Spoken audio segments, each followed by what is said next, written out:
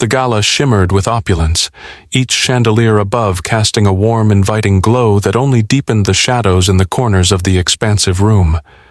The soft hum of laughter and music filled the air, creating an atmosphere of celebration.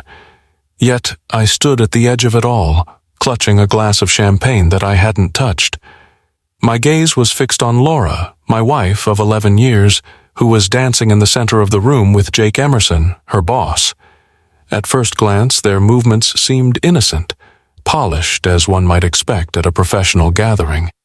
But there was something unmistakably intimate in the way her hand lingered on his shoulder, how his arm tightened around her waist. They swayed to the rhythm of a slow waltz, their bodies moving with a synchronization that felt rehearsed. My stomach churned as I caught the slight tilt of her head when she leaned closer to him, her blonde hair falling gently over her face, only for him to brush it back with a familiarity that didn't belong to him.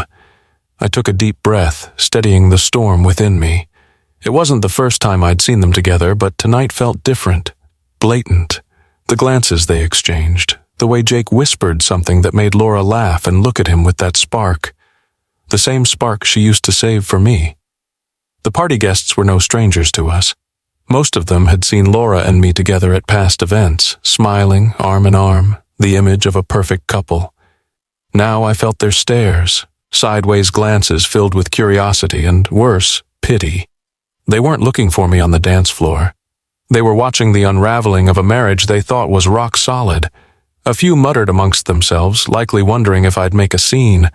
The thought of it boiled my blood, but I stayed rooted, forcing calm into my posture. Another drink? A server's voice broke through my thoughts. I shook my head, setting my untouched glass on a nearby table. My throat felt tight as I glanced at the pair again. The song ended, but Laura and Jake didn't part ways. Instead, they headed to a table near the corner of the room, laughing softly as they joined a group of her colleagues. She sat close to him, their shoulders brushing, and the sight sent a pang through my chest. I couldn't remember the last time we'd sat together like that. Months of trying to salvage what was left of our marriage flashed through my mind. Special dates, heartfelt notes, spontaneous flowers, all met with indifference or polite gratitude. I'd convinced myself that it was work stress, that we were simply in a rut, but now the evidence was playing out before me, and denial was no longer an option. I caught my reflection in a glass panel nearby.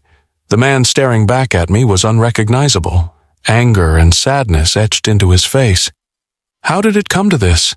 I wasn't perfect, but I'd done everything I could to support her, to be the husband and father she deserved. The realization that my efforts hadn't been enough was a bitter pill to swallow. Adam, are you okay? The voice belonged to Mary, a former colleague of Laura's who had joined the party. Her concerned expression felt like salt on an open wound. I forced a smile and nodded, excusing myself. I couldn't bear to pretend anymore. I needed air, clarity, something to stop the tide of emotions threatening to drown me. As I stepped outside onto the balcony, the cool night air hit my face, a sharp contrast to the suffocating heat inside. The distant sound of laughter and clinking glasses reminded me that the world carried on, indifferent to my turmoil. I leaned on the railing, staring into the night, my mind a whirlpool of anger, betrayal, and heartbreak. Behind me, the glass door slid open. I turned slightly to see Laura stepping out, her expression unreadable. Adam, she started, her tone soft but cautious. You've been quiet tonight. I searched her face for traces of guilt or remorse, but found none. She looked at me the way someone might look at a stranger, polite, distant, detached. It was the final crack in the fragile facade of our marriage. Just needed some air, I replied evenly, unwilling to give her the satisfaction of knowing the storm brewing inside me.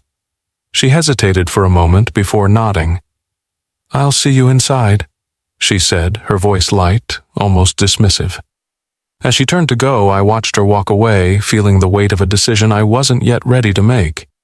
That night, as I lay in bed staring at the ceiling, her laughter with Jake echoed in my mind. This wasn't just a rough patch, it was a betrayal, a fracture I wasn't sure we could mend. The gala lingered in my mind long after it ended, each detail replaying like a haunting melody I couldn't escape. Laura's easy laughter, Jake's possessive glances, the whispered speculations of onlookers, they all gnawed at me. That night on the balcony had been a turning point, though unspoken. Whatever trust we had left now felt like a fragile pane of glass, spiderwebbed with cracks, ready to shatter under the slightest pressure. At home, the distance between us grew starker. Laura no longer made an effort to hide her detachment. Conversations became transactional. Discussions about Emma's school, grocery lists, or work schedules, devoid of the warmth and playfulness we once shared. She spent hours in the office, even on weekends, claiming urgent deadlines. But the lingering scent of cologne not her own when she returned home told a different story. One Saturday, as I tidied the living room, I found a receipt tucked between the sofa cushions. It was from an upscale French restaurant we'd never visited together. The date matched an evening Laura had insisted she was working late. My chest tightened as I turned the receipt over, imagining her seated across from Jake, sharing private jokes over candlelight. I confronted her that evening, holding up the slip of paper like it was a damning piece of evidence. "Long hours at the office?" I asked, my tone edged with disbelief. Her reaction was swift and defensive. "It was a team dinner," she said, her voice clipped. "We had a lot to discuss about the next campaign. Is this really what you've been reduced to, Adam? Snooping around the house?" The way she deflected the conversation, turning me into the villain, stung. I let the argument drop. Not because I believed her, but because I didn't have the strength to keep pressing. Still, the seed of doubt had already sprouted roots, spreading through my thoughts like a silent invader. Over the next few weeks, the evidence of her betrayal piled up, even as I tried to ignore it. A late-night phone call hurriedly ended when I entered the room. A credit card statement listing charges for hotels and unfamiliar restaurants. The way she seemed to glow after her supposed long meetings. Every clue felt like another nail in the coffin of our marriage. Emma, as perceptive as ever, noticed the tension. One evening, while I helped her with her homework, she looked up at me with wide, innocent eyes. "Daddy, are you mad at Mommy?" she asked softly. My heart broke at her question. "Of course not, sweetheart," I lied, forcing a smile. "Mommy and Daddy are just busy with work, that's all." Emma nodded, but her gaze lingered on me, searching for cracks in my facade. In that moment, I realized that no matter how hard I tried to shield her, the fractures in my relationship with Laura were becoming impossible to hide. The turning point came one Wednesday morning as I prepared for work. Laura had left her laptop open on the kitchen counter while rushing out the door. I hesitated for only a moment before sitting down and opening her email. What I found confirmed my worst fears. A chain of messages between Laura and Jake revealed a level of intimacy far beyond professional. "Last night was amazing," one message read, signed with a heart emoji. Another detailed plans for a weekend retreat at a lakeside cabin, plans she had conveniently forgotten to mention to me. I stared at the screen, my hands trembling. The words blurred together as rage, heartbreak, and disbelief consumed me. How could she betray me like this? After everything we had built, our home, our family, was it all so easily disposable to her? But even in my anger, I knew I couldn't confront her outright. Not yet. If I was going to fight for my family, I needed more than accusations. I needed proof. That evening, I reached out to a friend from college, a former police detective named Mark Wilson. Mark had left the force years ago to work as a private investigator, and I knew he was the only person I could trust with something this delicate. When he answered my call, his voice was calm and steady, exactly what I needed in that moment of chaos. "Mark," I said, my voice shaking, "I need your help. I think Laura's cheating on me." There was a pause before he responded. "Adam, are you sure you want to go down this road? It's not easy, and it's going to hurt." "I need the truth," I replied firmly. "Whatever it takes." Mark sighed. "All right, let's start with the basics. I'll meet you tomorrow. We'll figure this out together." As I hung up, a sense of grim determination settled over me. I wasn't ready to give up on my marriage or my family, but I also knew I couldn't ignore the cracks any longer. The foundation of my life was crumbling, and it was up to me to salvage what I could before it all came crashing down. The following morning, I met Mark Wilson in a quiet corner of a coffee shop downtown. The hum of grinding beans and murmured conversations was a stark contrast to the storm raging inside me. Mark, with his weathered face and piercing blue eyes, studied me as I recounted the events of the past few months. His silence was heavy yet strangely comforting, as though he was absorbing every detail to shape a strategy. "I'll start with surveillance," he said finally, jotting notes in a leather-bound notebook. "If she's seeing someone, we'll get the evidence. But Adam..." He paused, his tone softening. "This isn't just about catching her. You need to prepare yourself for what you'll find. It could change everything." I nodded, swallowing the lump in my throat. "I just need to know the truth." Mark's methods were swift and meticulous. Over the next few days he followed Laura after work, documenting her movements with precision. His updates came through brief, cryptic texts. Stopped at a cafe with him, sat close, talking quietly, left together, hotel parking lot. Discreet entry. Each message was a dagger to my chest, confirming what my heart had suspected but my mind had tried to deny. My nights became restless, filled with visions of Laura, laughing with Jake, sharing secrets I would never hear. One evening, Mark called with an update that chilled me to the bone. "Adam, I have photos and video footage. It's conclusive. They're not just meeting for drinks." His words hung in the air, heavy and suffocating. "Can you send them to me?" I asked, my voice barely a whisper. "Are you sure?" he replied, his tone cautious. "Once you see them, there's no going back." "I need to see," I insisted. The files arrived in my inbox minutes later. With trembling hands, I clicked through the images. The first was innocuous enough. Laura and Jake at a dimly lit cafe, leaning in close, their heads nearly touching. But the next photo was undeniable. Jake's hand resting on her thigh, her smile radiant in a way I hadn't seen in years. Then came the videos. Grainy footage showed them entering a small boutique hotel, Jake's hand on the small of her back. They disappeared inside, the door closing behind them like the final punctuation mark on a love story that didn't include me. My heart clenched as I stared at the screen, the weight of betrayal crushing me. When Laura came home that night, I couldn't look at her the same way. Her cheerful, "Hi, honey," felt like a slap in the face. I watched her move around the house, seemingly oblivious to the turmoil she had unleashed in my world. As I sat at the kitchen table, my hands gripping a mug of coffee that had long gone cold, I wondered how much longer I could keep up the charade. I wanted to confront her, to demand answers, but Mark's advice echoed in my mind. Be strategic. Don't act on emotion. Gather everything first. 2 days later, Mark presented his findings in person. He handed me a neatly organized folder filled with printouts of receipts, timestamps, and surveillance photos. It was all there. Irrefutable evidence of Laura's betrayal. "There's one more thing," Mark said, his voice tinged with hesitation. "Jake's not just an affair partner. He has a history of manipulating women, financially and emotionally. I found a few complaints from former colleagues. They're buried, but they're there." My jaw tightened. "Does she know? Does Laura know what kind of man he is?" Mark shrugged. "Hard to say, but based on what I've seen, she's in deep. This isn't just a fling, they're making plans." Plans. The word struck me like a blow. My family, my life. Was it just collateral damage in their grand designs? I spent the rest of the night poring over Mark's findings, each detail fueling a fire inside me. I thought of Emma, of the life Laura and I had built together, and the reckless destruction she was willing to cause for a man who saw her as nothing more than another conquest. By the time dawn broke, my resolve had solidified.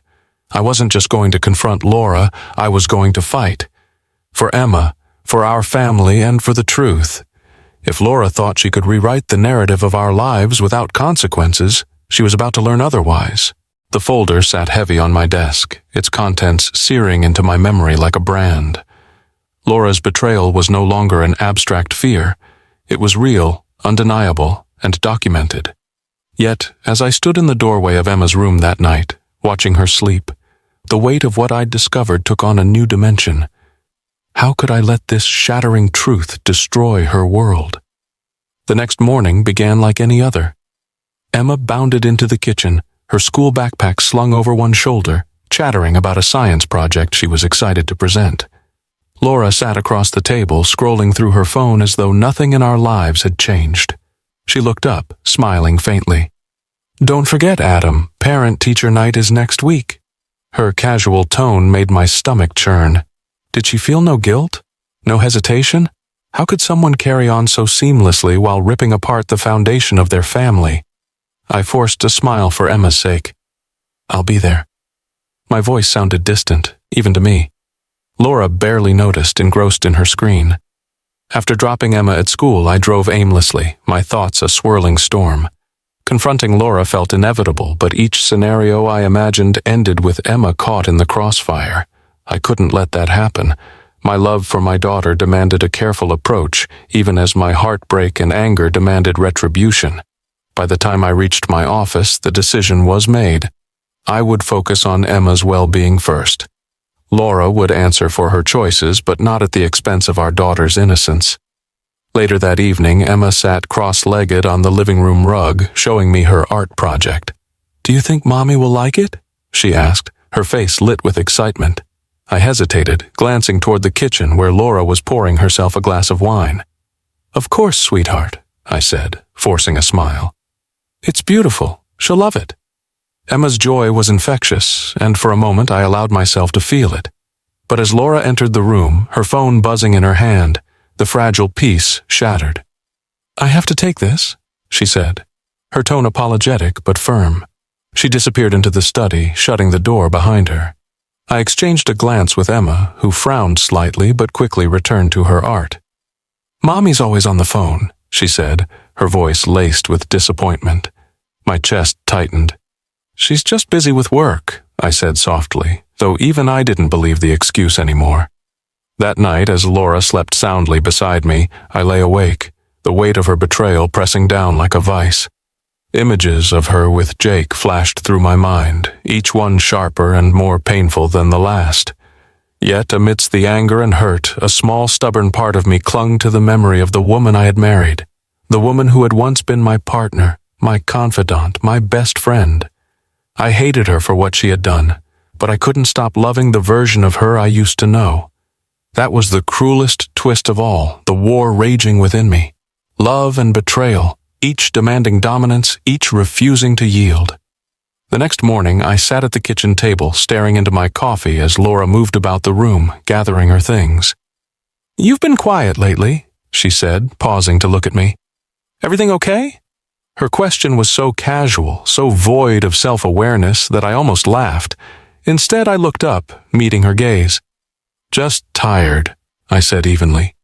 She nodded, accepting the lie without question, and left for work. The moment the door closed behind her, I exhaled a breath I hadn't realized I was holding. That afternoon, I met with Mark again. "How much more do you need?" I asked, my voice heavy with determination. Mark regarded me carefully. "We have enough to confront her now. But if you're planning on taking legal action, we should dig deeper. Financial records, correspondence, anything that could strengthen your case." I nodded.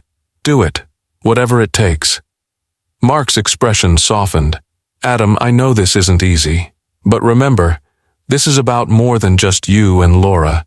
It's about Emma, too. Focus on her. Let me handle the rest." That night, as I tucked Emma into bed, she wrapped her small arms around my neck. "I love you, Daddy," she whispered, her words filled with a purity that cut through the darkness surrounding me. "I love you too, sweetheart," I said, my voice cracking. As I sat alone in the living room, the house quiet and still, a single thought crystallized in my mind. This wasn't just about a broken marriage or a shattered trust. This was about protecting my daughter, ensuring she had the stability and love she deserved, even if it meant making sacrifices I wasn't ready to face. The weight of my decision to dig deeper had begun to take its toll. Each passing day felt heavier, the truth closing in on me like a thick fog. Mark's updates came steadily, each one chiseling away the denial I had clung to. The evidence was irrefutable, yet I still hesitated. A part of me clung to the hope that, somehow, there was an explanation, something that would make this all a terrible misunderstanding. But there wasn't. When I met Mark that evening, his expression was grim. He handed me a second folder, thicker than the first, his hand lingering as if to prepare me for what I was about to see. "You need to brace yourself, Adam. This is everything," he said softly, his voice heavy with empathy. I opened it there in his office, unable to wait until I got home. The photos and screenshots were damning. Bank statements showing transfers to private accounts I didn't recognize, text messages between Laura and Jake planning weekends at hotels under fake names, and then a string of emails that broke me entirely. "I'm falling for you," one email from Laura read. The words hit me like a punch to the gut, stealing the breath from my lungs. Another email detailed their plans to move in together, discussing how to navigate custody arrangements for Emma. It was as though I was reading a stranger's thoughts, not the woman I had shared over a decade of my life with. Mark sat silently as I flipped through each page, giving me the space to process. When I finally looked up, my hands trembling, he leaned forward. "This is enough to take to a lawyer. You can protect yourself, Adam. You can protect Emma." The mention of my daughter's name snapped me out of my daze. "What about Jake? Is there anything else on him?" I asked, my voice hoarse. Mark nodded grimly. "He's been involved in workplace misconduct before. A few complaints buried in HR files, some questionable financial dealings with company funds. Nothing he'd want made public, but enough to leverage if you need it." The pieces were coming together. Jake wasn't just a manipulative charmer, he was a liability. And Laura, blinded by whatever she thought she had with him, was walking straight into his web. That night I sat at the dining table staring at the folder as the house around me fell silent. Laura was in the study, likely on the phone with him. Her laugh floated down the hallway, light and carefree, and it made my stomach turn. How could she be so at ease while dismantling the life we had built together? The next morning I made my decision. The confrontation couldn't wait any longer. I had to know why she had chosen to destroy everything we had. As Laura came into the kitchen, still in her robe and cradling a cup of coffee, I placed the folder on the counter between us. "What's this?" she asked, her tone casual but laced with a hint of suspicion. "Open it," I said, my voice steady but firm. Her eyes narrowed as she set her coffee down and flipped open the folder. The color drained from her face as she scanned the contents, her hands beginning to tremble.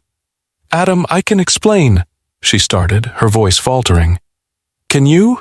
I shot back, the anger I had tried so hard to contain finally breaking free. "Explain how you've been planning a future with another man while still living under my roof? Explain how you thought you could lie to me, to Emma, and get away with it?" She opened her mouth to speak, but no words came. Her silence spoke volumes. "Do you love him?" I asked, my voice barely above a whisper. Her eyes filled with tears and she looked away. "I don't know," she admitted, her voice cracking. "It just happened. I didn't mean for it to go this far." Her answer felt like a slap in the face. "You didn't mean for it to go this far? Laura, you planned to take my daughter away from me. You planned to build a life with him without a second thought about what it would do to Emma or to me." Tears streamed down her face as she tried to reach for my hand, but I pulled away. "I've tried to fix this," I said, my voice breaking. "I've tried everything, and you threw it all away for him. Do you even understand what you've done?" Her sobs filled the room, but I couldn't find it in myself to comfort her. This wasn't something a few tears could fix. This wasn't something I could forgive so easily. "I'll have my lawyer contact you," I said, standing. "I'll fight for Emma, and I'll fight to protect what's left of this family, even if you won't." As I walked out of the room, her cries followed me, a bitter reminder of the life we had lost. The confrontation with Laura had left me drained, yet strangely resolute. For the first time in months, I felt a glimmer of control, as if I could finally steer the narrative of my unraveling life. But I also knew that navigating this storm alone would be a mistake. Mark's investigation had opened doors, but I needed someone who truly understood the stakes, someone who had a stake in this themselves. That's how I found myself sitting across from Sophia Emerson, Jake's wife. The meeting had been arranged discreetly in a small cafe far from either of our neighborhoods. Sophia was nothing like I expected. She was poised, her dark hair swept into a neat bun, her eyes sharp and observant, but there was a weariness to her, a quiet sadness that mirrored my own. "Thank you for meeting me," I said, breaking the awkward silence between us. She nodded, her hands wrapped around a steaming cup of tea. "I'll be honest, Adam. When Mark reached out, I wasn't sure this was a good idea. But after everything I've learned about Jake, I couldn't sit back and do nothing. Her voice carried a mix of strength and vulnerability that made me believe we could trust each other. "What have you learned?" I asked cautiously. Sophia sighed, her gaze dropping to her tea. "Jake has always been charming, but there were warning signs even before we got married. Rumors at work, subtle lies I didn't want to see. I convinced myself they didn't matter, but now—" She trailed off, her voice breaking slightly. "He's manipulating Laura," I said firmly. "She thinks this is love, but he's using her, and she doesn't see it." Sophia looked up sharply. "He's done this before, twice that I know of. Both women thought they were special, that they'd have a future with him. But as soon as it became inconvenient, he left them. One of them lost her job because of it." Her words sent a chill down my spine. "Does Laura know?" "I don't think so," Sophia replied. "But even if she did, do you think it would change anything? She's in deep, Adam, just like I was." Her honesty stung, but it also strengthened my resolve. "What can we do?" I asked. Sophia leaned forward, her voice dropping to a conspiratorial whisper. "Jake's been reckless. Mark's uncovered financial misconduct, and I have access to documents that could prove it. If we expose him, he'll lose everything, his job, his reputation, and Laura will see him for who he really is."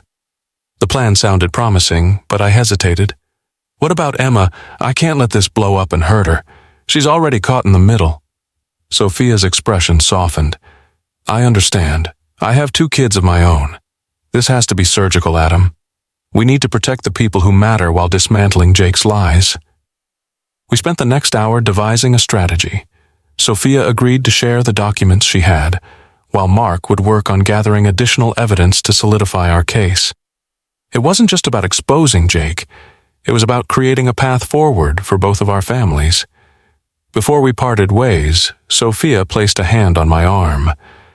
"This isn't just about revenge, Adam. It's about closure.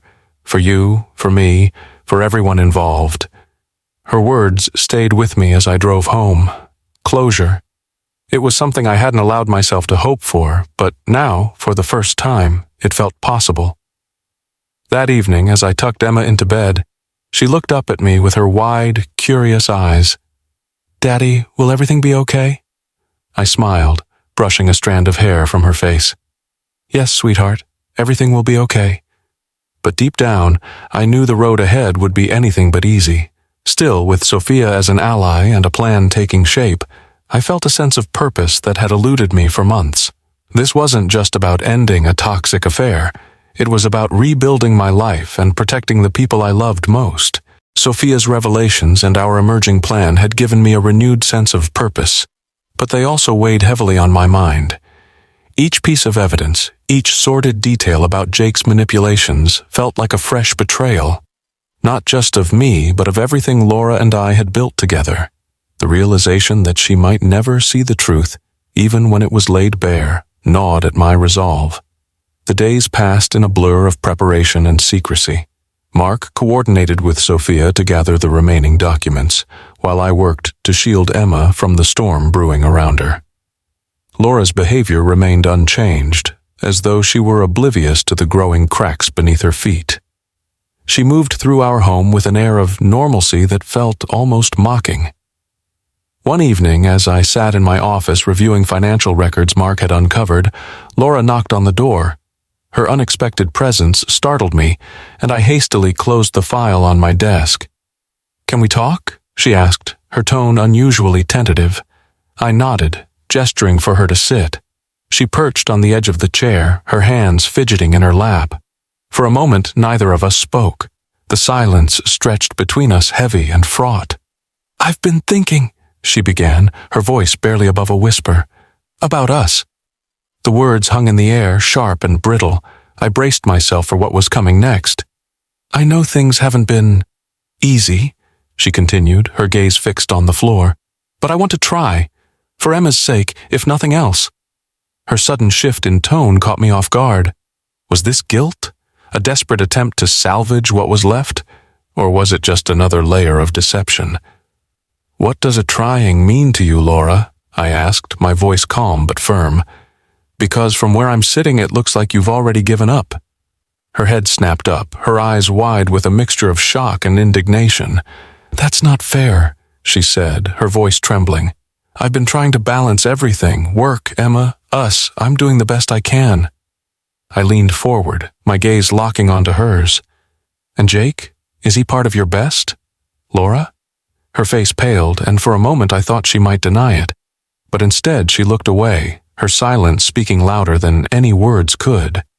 "I know about the hotels, the emails, the plans you've been making," I said, my voice steady but laced with anger. "I know everything." Laura's hands flew to her mouth, her eyes welling with tears. "Adam, I'm so sorry," she choked out. "I never meant for it to get this far." "Sorry?" I repeated, my voice rising. "You're sorry now that you've been caught? You've been lying to me, to Emma, to yourself. And for what? A man who's using you just like he's used everyone else?" Her tears flowed freely now, but I felt no sympathy. My heart was too battered, my trust too broken. "Do you even realize what you've done?" I continued, my voice breaking. "You've put our family at risk, for him. And you've left me with no choice but to protect Emma from the fallout of your decisions." "Adam, please," she pleaded, reaching for my hand. "I'll end it. I'll cut ties with him. Just don't take Emma away from me." Her desperation was palpable, but it only deepened my resolve. "This isn't just about ending the affair, Laura. This is about rebuilding trust, something you've shattered, and I don't know if it's even possible." Laura's sobs filled the room as I stood, my hands clenched at my sides. "We'll let the lawyers handle the rest," I said coldly. "For now, you need to think about the choices you've made, and what they've cost." I left the room before she could respond, the sound of her cries echoing in my ears. In the quiet of the living room, I sank into the couch, my head in my hands. The confrontation had been inevitable, but it hadn't brought the closure I had hoped for. Instead, it left me feeling hollow, as though the pieces of my life were slipping further out of reach. That night, as I lay awake, I thought of Sophia's words. This isn't just about revenge, it's about closure. But closure felt elusive, like a distant horizon I could never reach. All I could do now was move forward, step by painful step, and hope that the path would eventually lead to peace. The confrontation with Laura had left the house in a state of uneasy quiet. She avoided me at every turn, her once defiant demeanor replaced by a cautious, almost timid presence. But even as she tried to reclaim fragments of normalcy, I could see the weight of her guilt pressing down on her. Every interaction with Emma seemed more deliberate, as though she were compensating for what she knew might come. Meanwhile, I had no time for hesitation. The evidence Mark and Sophia had gathered was more than enough to bring Jake's web of manipulation crashing down, but it had to be deployed carefully. As much as I wanted justice, I couldn't let it become collateral damage in Emma's life. This wasn't just about Laura's betrayal. It was about ensuring that Jake couldn't continue to wreak havoc unchecked. Sophia and I met again, this time at a quiet bookstore cafe tucked away from prying eyes. She arrived with a laptop bag slung over her shoulder, her expression determined. "I've compiled everything," she said, pulling out a flash drive. "Bank statements, correspondence, and a few whistleblower emails from his previous workplace. This is more than enough to ruin him." Her words carried a mix of satisfaction and sorrow. I could see the toll this had taken on her, but she remained steadfast. "Are you sure about this?" I asked, my voice low. "Once we start, there's no going back." Sophia nodded, her gaze steady. "He deserves this, Adam, and so does Laura in her own way. But more than that, it's about protecting the people they've hurt, and the ones they could still hurt." Together, we laid out the steps of our plan. Mark had already coordinated with a trusted attorney to prepare legal filings that would expose Jake's financial misconduct. The evidence would also be shared anonymously with his company's HR department, ensuring that his professional reputation would be scrutinized. As for Laura, I decided to let her decide whether she wanted to confront the truth or continue living in denial. "Do you think she'll leave him once this comes to light?" Sophia asked, her tone thoughtful. "I don't know," I admitted. "But if she doesn't, it'll be her choice to stay with a man exposed for who he really is. At least Emma and I will be free of him." As the pieces of our plan fell into place, I felt a sense of clarity I hadn't experienced in months. The chaos that had consumed my life was finally giving way to a purpose, a direction. For the first time, I felt like I was taking control of my story instead of being a victim in someone else's. The day of the unveiling arrived faster than I expected. Mark and Sophia were meticulous, ensuring every detail was accounted for. The legal filings were submitted first thing in the morning, timed perfectly to coincide with an anonymous email sent to Jake's company. By midday, whispers were already spreading through his office. Reports of misappropriated funds and inappropriate relationships had reached his superiors, prompting an emergency meeting. Sophia and I watched from the sidelines, our phones buzzing with updates from Mark. When he finally called, his tone was laced with satisfaction. "They've suspended him pending investigation," Mark said. "He's going to have a hard time explaining this away." The victory was bittersweet. While part of me reveled in the justice served, another part mourned the life that had been dismantled. Laura's silence in the days that followed was deafening. She didn't confront me, didn't ask questions. Instead, she retreated further into herself, leaving me to wonder whether she was processing her guilt or planning her next move. Then, one evening, she finally spoke.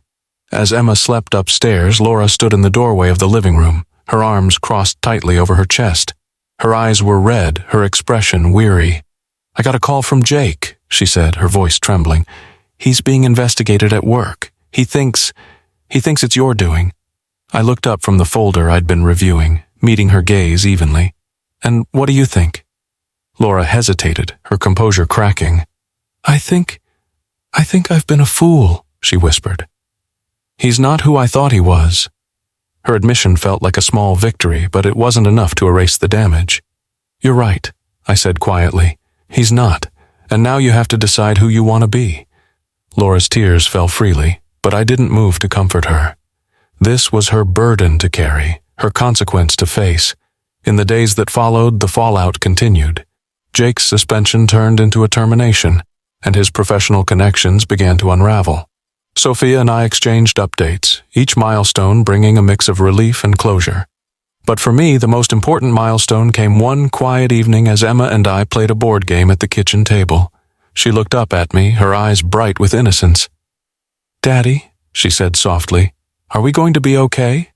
I smiled, reaching across the table to take her hand. "Yes, sweetheart," I said. "We're going to be just fine." The days after Jake's downfall were eerily quiet. Laura withdrew into herself, spending hours in the study or her bedroom, while Emma and I began settling into a tentative new rhythm. The house, once filled with tension, now felt hollow, like the calm after a devastating storm. But there was one storm yet to be weathered. Mark had warned me that Jake wasn't the type to go quietly. When the termination of his position became public knowledge, whispers of his misconduct spread through the professional circles he once dominated. Jake's arrogance, however, didn't wane. Instead, it hardened into defiance. He began reaching out to Laura incessantly, flooding her phone with calls and messages, each more desperate than the last. "He says he's being set up," Laura muttered one evening, tossing her phone onto the kitchen counter. Her voice was hollow, but I could sense the conflict beneath the surface. "That someone is out to destroy him. And do you believe him?" I asked, my tone sharper than I intended. She shook her head slowly. "No, not anymore." Despite her growing distance from Jake, I couldn't shake the feeling that he wasn't done causing trouble. His calls weren't just desperate, they were escalating. One voicemail, which Laura reluctantly played for me, had him ranting about justice and revenge, his voice slurred with anger. Mark had been keeping tabs on him, and his updates were concerning. "He's spiraling," Mark said during one of our late-night calls. "Drinking heavily, talking to anyone who will listen about how he's been wronged. But that's not the worst of it. He's been asking around about you."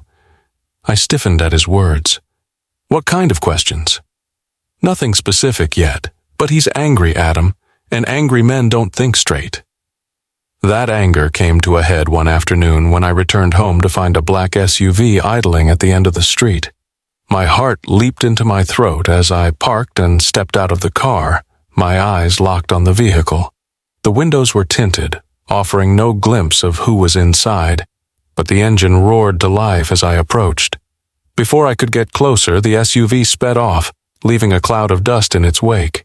I didn't have to guess who it was. Jake's presence was unmistakable. Later that evening, I called Mark. "He was here," I said, my voice tight. "Sitting outside the house." Mark's response was immediate. "I'll handle it. But Adam, you need to be careful. If he's coming this close, he's not just trying to intimidate you, he's planning something." The next day, I prepared for the confrontation I knew was inevitable. With Mark's guidance, I ensured that everything was documented, every threat, every instance of harassment. Sophia had also agreed to provide a statement detailing Jake's history of manipulation and aggression, which would bolster any legal action we might need to take. The confrontation came sooner than expected. It was a crisp Saturday morning when Jake finally crossed the line. I was in the backyard with Emma, helping her plant flowers in the small garden we had started together. The sound of tires screeching on the driveway made my heart stop. I stood quickly, shielding Emma behind me as Jake stepped out of the SUV, his movements erratic. "Adam!" he shouted, his voice thick with rage. "We need to talk." I stepped forward, keeping my voice calm but firm. "You shouldn't be here, Jake. Leave now." He ignored me, his eyes wild. "You think you can ruin my life and get away with it? You think you're better than me?" He took a step closer, his fists clenched at his sides. Emma clung to my leg, her small hands trembling. "Daddy, who is that?" she whispered, her voice filled with fear. "Go inside, sweetheart," I said softly. "Now." Emma hesitated but obeyed, running toward the back door. As she disappeared inside, I turned my full attention to Jake. "This is your last warning," I said, my tone icy. "Leave or I'll call the police." Jake laughed, a bitter, hollow sound. "The police? You think they'll protect you? You're the one who's been scheming, turning Laura against me, destroying my career. You're pathetic. You did this to yourself," I replied evenly, "and now you're trespassing. Leave or you'll face the consequences." Jake's face twisted with fury, and for a moment I thought he might lash out. But then the sound of approaching sirens filled the air. Mark had anticipated this, arranging for a patrol car to be nearby in case Jake showed up. The flashing lights and wailing sirens were enough to make him pause. 2 officers stepped out of the car, their hands resting on their belts. "Is there a problem here?" one of them asked, his eyes darting between Jake and me. "Yes," I said, pointing at Jake. "This man is trespassing and threatening me. I'd like him removed from my property." Jake glared at me, his jaw clenched, but he didn't resist as the officers escorted him to the car. As they drove away, I felt a wave of relief wash over me, but it was tempered by the knowledge that this wasn't over. Jake wasn't the type to let go easily. Later that evening, I sat with Emma on the couch, holding her close as she drifted off to sleep. The encounter had shaken her, and I could feel the weight of her fear in the way she clung to me. For her sake, I vowed to see this through to the end. Jake might have been the enemy, but he wasn't invincible. With the right strategy, the right allies, and the right resolve, I would ensure that he never threatened my family again. The echoes of the sirens faded, but the tension in the house lingered like a thick fog. Emma hadn't let go of me since Jake was escorted away, her small hands clutching my shirt as though I might disappear if she loosened her grip. It broke my heart to see her so shaken, her innocence bruised by the chaos Jake had unleashed. As I tucked her into bed that night, she looked up at me with wide, tearful eyes. "Daddy," she whispered, her voice trembling, "why was that man so angry? Did I do something wrong?" Her question hit me like a punch to the gut. "No, sweetheart," I said softly, brushing a strand of hair from her face. "You didn't do anything wrong. Sometimes grown-ups make bad choices and they get angry when things don't go their way. But you don't have to worry about him. I won't let anyone hurt you." Her lip quivered and she buried her face in my chest. "I'm scared." "I know, baby," I whispered, holding her close. "But I promise I'll always protect you. Always." When she finally drifted off to sleep, I sat in the dim glow of her nightlight, watching her peaceful face. A wave of resolve washed over me. Jake's presence in our lives had to end, once and for all. For Emma's sake, for her safety, I had to ensure that his influence was extinguished. The next morning, I called Mark and updated him on the previous day's events. "It's time to push forward," I said, my voice firm. "Jake's crossed every line. I want to make sure he can't come near Emma or this family again." Mark didn't hesitate. "I'll get started on the restraining order, and I think it's time to bring Sophia back into the fold. She's gathered more evidence, enough to ensure Jake faces real consequences." By afternoon, Sophia and I were seated in Mark's office, reviewing the mountain of evidence against Jake.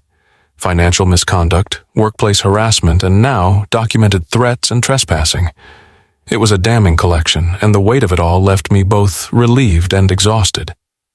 As we discussed next steps, Sophia turned to me, her expression softening. "Adam, I want you to know, you're doing the right thing. This isn't just about Jake. It's about protecting Emma and showing her what love and strength look like." Her words struck a chord. For so long I'd been consumed by anger and betrayal, but now my focus was shifting. This wasn't just about fighting Jake. It was about rebuilding my family, creating a safe and loving environment for Emma to thrive in. That evening, as I prepared dinner, Laura entered the kitchen. She hovered by the counter, her posture tense. "I heard about what happened with Jake," she said quietly. "Are you okay?" I didn't look up from chopping vegetables. "I'm fine. Emma's shaken, though. She doesn't understand why any of this is happening." Laura's shoulders slumped, and for a moment she looked like the woman I had fallen in love with years ago, vulnerable, uncertain, human. "I never wanted it to come to this," she said, her voice thick with regret. "I've made so many mistakes, Adam. I don't even know where to start fixing them." I set the knife down and turned to face her. "It starts with honesty," I said firmly, "with taking responsibility for your actions and showing Emma that you're willing to fight for this family, not against it." Laura nodded, tears glistening in her eyes. "I'll do whatever it takes," she whispered. The sincerity in her voice was a small comfort, but I knew words alone wouldn't be enough. Actions would have to follow, and the road to redemption wouldn't be easy. Later that night, as Emma and I sat on the couch watching her favorite movie, she leaned against me, her small hand resting on mine.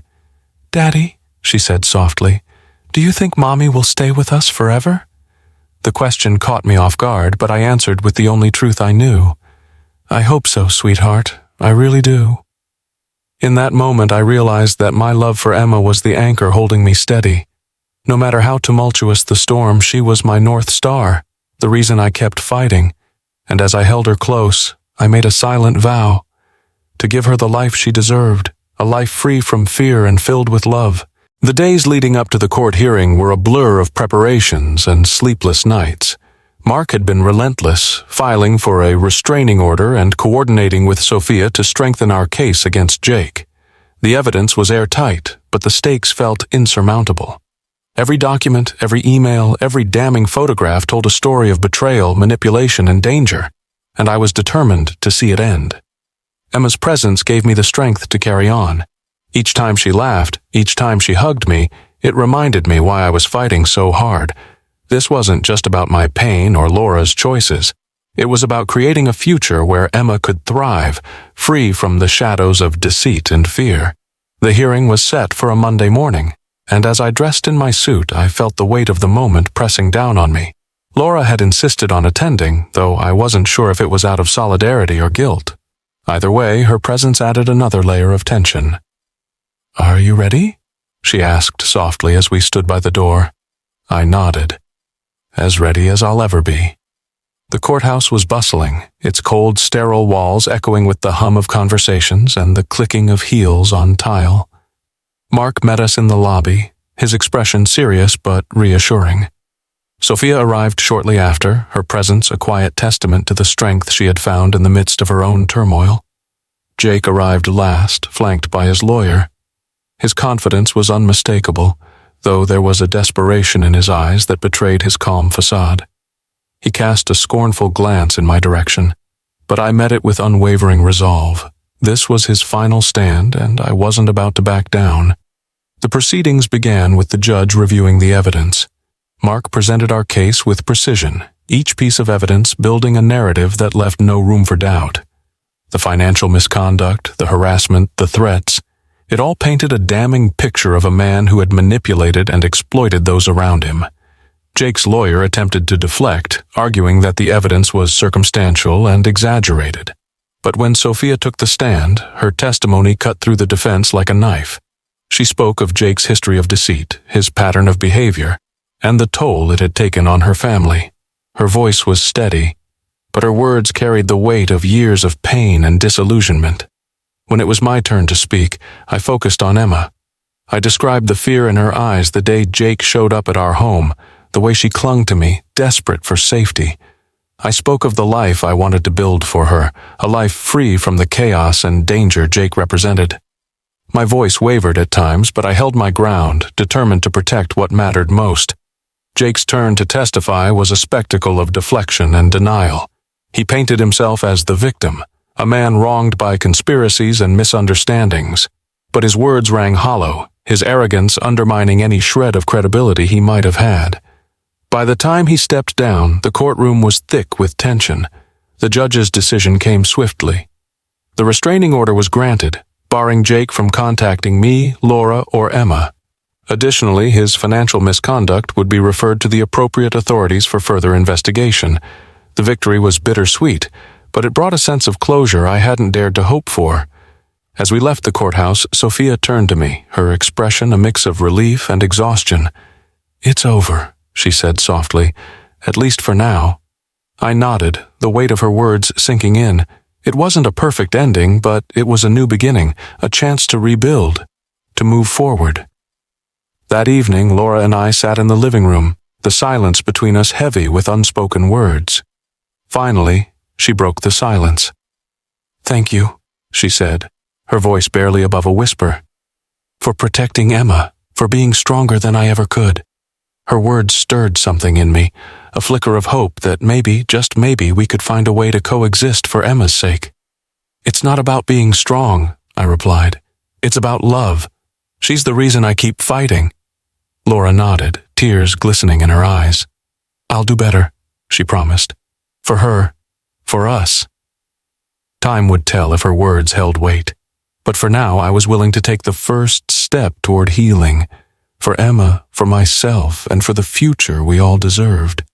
As I tucked Emma into bed that night, she looked up at me with her bright, curious eyes.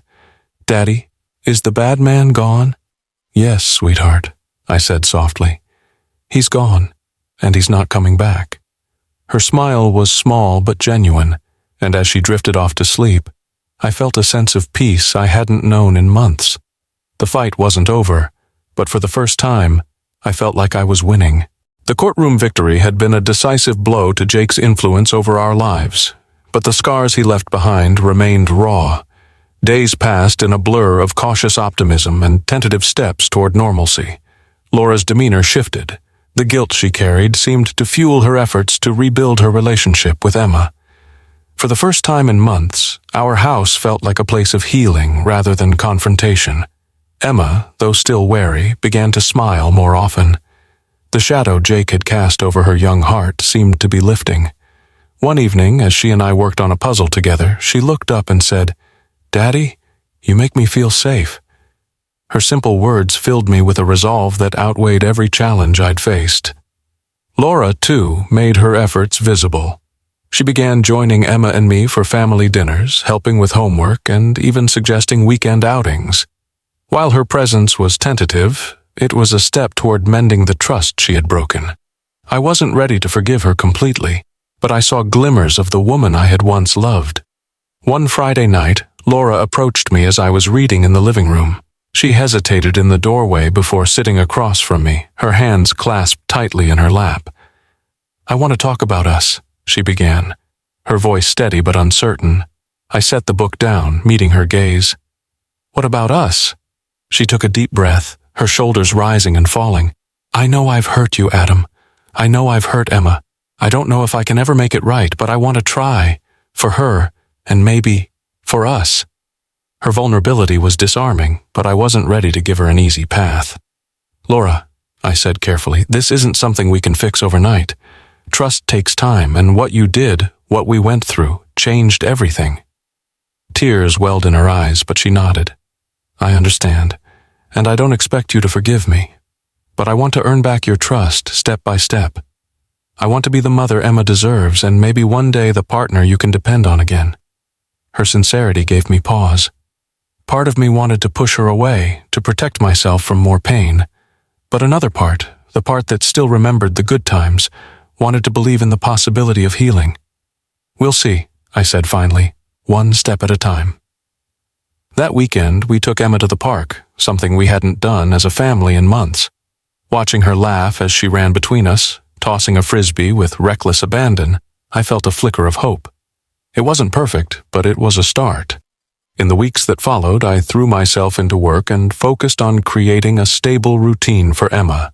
Laura continued to rebuild her place in our lives, volunteering at Emma's school and attending therapy sessions to address the choices that had led her astray. Each small step was a reminder that healing was possible, even if the wounds were deep. Sophia became an unexpected ally during this time.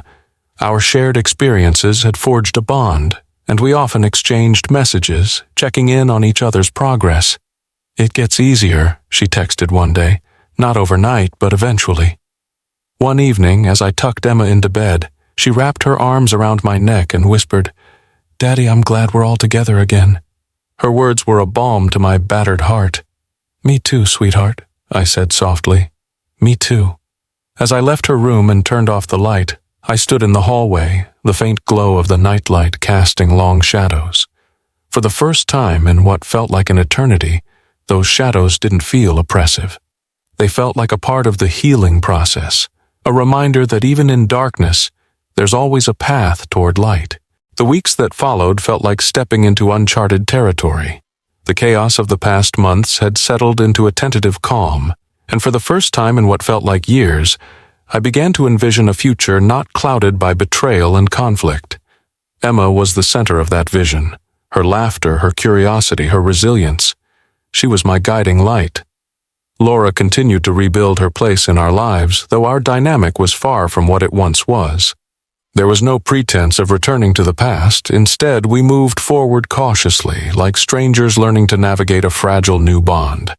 Her efforts were consistent, if not transformative. Therapy sessions had brought clarity to her actions, and she often shared her insights with me in moments of quiet reflection. "I've realized how much I took for granted," she admitted one evening as we sat on the porch, watching Emma play with her friends in the yard. "Not just you, but the life we built together. I thought I needed more, but now I see that what I had was everything." Her words were earnest, and though I acknowledged them with a nod, I remained guarded. The pain of her choices hadn't vanished, but it had dulled into something manageable, something I could carry without being consumed. My own healing had been a gradual process. With Mark and Sophia's support, I had regained a sense of control over my life. The restraining order against Jake remained firmly in place, and though he had attempted to contact Laura once more, she had firmly shut the door on him. It was a small victory, but a meaningful one. One Saturday morning, Emma and I spent hours painting her room. She had chosen a soft lavender color, and as we worked side by side, her giggles filling the space, I felt a profound sense of peace. When we finished, she stood in the center of the room, beaming. "It's perfect, Daddy," she said, her pride shining brighter than the freshly painted walls. "That's because you made it yours," I replied, pulling her into a hug. Later that afternoon, Laura joined us for a trip to the farmer's market. It was a simple outing, but it carried a weight of significance. For the first time in months, we moved through the day as a family, not fractured, but whole in our own imperfect way. Emma darted between stalls, marveling at the colorful produce and handcrafted trinkets, while Laura and I exchanged small smiles over her enthusiasm. As the day drew to a close, we found ourselves back at home, sitting around the dinner table. Emma's chatter filled the space, her stories weaving a tapestry of innocence and joy. Laura and I listened, our eyes meeting occasionally in moments of shared understanding. After dinner, Laura lingered as I cleaned the kitchen. "Adam," she began, her voice tentative, "I know things will never be the same between us, but thank you for giving me a chance to be better." I turned to face her, leaning against the counter. "I'm not doing it for you," I said honestly. "I'm doing it for Emma. She deserves the best of both of us, even if we can't give her the life we once planned." Laura nodded, her expression a mix of gratitude and sadness. I hope one day I can earn back more than just your tolerance. Time would tell if that hope could become reality. For now, I was content to focus on what mattered most: the steady rhythm of Emma's laughter, the warmth of her hand in mine, the simple joy of watching her grow. That night, as I tucked her into bed, she looked up at me with sleepy eyes. "Daddy, are we happy now?" Her question caught me off guard, but I smiled, brushing her hair from her face. "Yes, sweetheart," I said softly. "We're happy, and it's only going to get better." As I turned off the light and left her room, I felt a sense of closure I hadn't thought possible. The road ahead was uncertain, but for the first time it felt like a new chapter, one filled with hope, healing, and the promise of brighter days.